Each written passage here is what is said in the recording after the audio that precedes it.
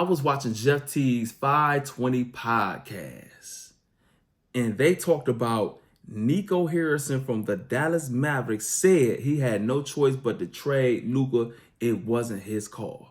I always say we all have choices and we all have decisions. We all have a choice and we all have a decision. Now, it might be consequences that's out of our control, but we always have a choice to do what's right in our heart or do what's easy.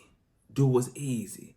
And so doing what's right might cost you your freedom, might cost you your life, might cost you your livelihood. But you doing what you think or know is right. Or you could choose what you know is wrong to keep your job, to keep your life, to keep your freedom. And we all come to that fork in the road.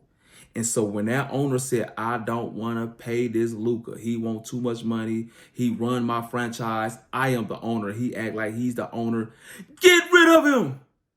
And you bring Anthony Davis, I know they say he not super old and he's still in his prime. Anthony Davis is past his prime. I don't care how old he is. Them injuries aged him. He's never alive. He's not packing out arenas and he's not available all the time. Luca is packing out arenas. He's a global icon. He got fans overseas. And so it's just, it's a backwards trade. They ain't add, what's my boy name? The third option for the Lakers, the white guy. He good. He good. I'm a fan of his now. I can't even think of his name, but in the comments below, give me his name. Austin Reed. Dallas could have got him. They should have got him in the trade, but they didn't. They could have got Austin Reed and Anthony Davis, and I think Dallas people kind of would have been okay with that. But that's ancient history. But I'm more focused on we all have decisions. So he could have been like, that's a bad trade. Nah, you know what? I quit, bro. He might have lost his job, lost his livelihood. But if he felt that was right, that's what a man would do. You do what's right, no matter the circumstances, no matter what come along with that. Don't come back later like it was out of my control after you talking about it was defense and you think defense win championship. You didn't bash his man because you choose the wrong pill or the wrong path and you sold your soul. Now, if you sell your soul and do what's wrong, you get to keep your job, you get to keep your freedom, you get to keep your life and all that. But don't sell your soul and then come back and play the blame game when you don't get the fanfare for the choice you made. And that's what they're doing with Diddy.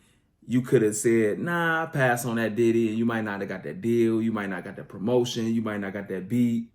You could have said no, and you might have to work a little harder. But don't let Diddy bend you over and then come back 20 years later playing the victim. You took the other pill in the Matrix. And so that's my thoughts on Nico Harrison coming out saying it wasn't his call. It is your call. You the manager. You could have said, no, I disagree with that and lost your job. But somebody else might have picked you up because you know what? That's the right thing to do to save this franchise. And the fans would have probably been behind you and everything. And so, no, man, you took the wrong pill and you sold your soul and you sold out and you made a bad decision.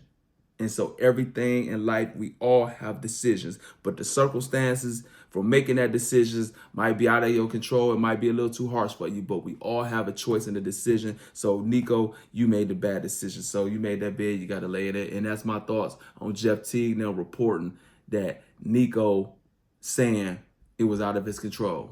And that's my thoughts for real.